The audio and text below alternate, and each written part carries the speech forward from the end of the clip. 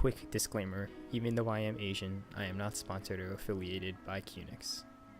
Hello everybody, it is your boy Nick Noodles, and today we were reviewing the QNIX 2710 Evolution 2 monitor. At a price point of $205 to $240 depending on what inputs it has. Is it worth it?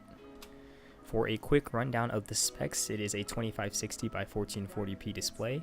It has a refresh rate of 60 Hz, a 4 millisecond response time, a brightness of 350 nits, a 2 million to 1 contrast ratio. It uses an AHVA panel, which I looked up and it's supposed to be similar to an IPS panel. However, it'll be a little bit faster while sacrificing a little bit of color. Newegg claims a 100% sRGB gamut, but I don't really know how to test that, so you can be the judge of that. It has a 27-inch screen, and for scale, we will be showing the monitor is a little bit over an inch thick, and the back of it extends out another inch or so. Now let's get right into the pros of this monitor. First, it comes packaged very nicely. It has a nice handle on it, so I'm easily able to transport it to and from home. And included with the monitor, you're going to be getting a power brick, a dual link DVI cable, an auxiliary cable, as well as a very shitty stand. The 27-inch display is great for productivity. I use it for editing, gaming, and all my schoolwork. And coming from a former 24-inch monitor, it is definitely worth the upgrade. I also like that the 1440p display is a matte finish instead of like a glass one. This just makes it easier on the eyes, that it's not as distracting when you're playing games because it doesn't have all that stuff reflecting off. There's a wide variety of inputs such as dual link DVI, HDMI, and DisplayPort, as well as an audio output. It is overclockable. I've gotten it to 100 Hz, but I'm kind of like paranoid about those things, so I just keep it at 60. I don't really mind it. And please overclock it at your own risk. It has a good refresh rate and response times. It's obviously not going to compare to a 144 Hz monitor, but at 60 Hz it is still good for gaming, and I didn't notice any input lag when playing CSGO despite its 4 millisecond response time. If you're into competitive games, this probably isn't the monitor for you. Menu navigation is surprisingly good and in English. You can customize a couple settings, but I usually just stuck with the default ones.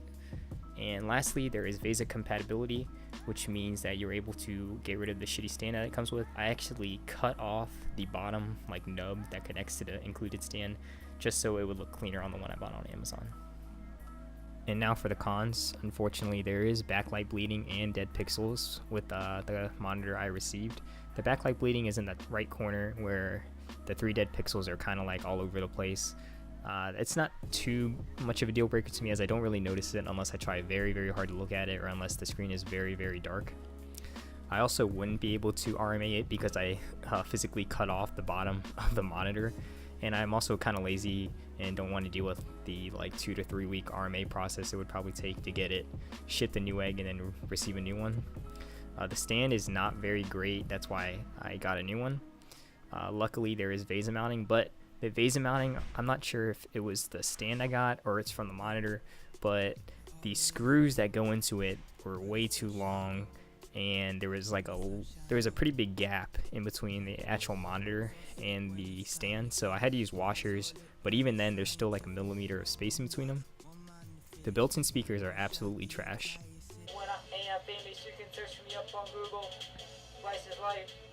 Ball is life. The bezel can collect dust easily. You cannot switch inputs on the fly. When I had my Wii U and my PC both plugged in, the only way I could switch it was if I unplugged one of them, so I would have to unplug my Wii U for the PC display to come up. My audio output unfortunately doesn't work, so I have to connect usually my speakers to my motherboard instead of directly from the monitor.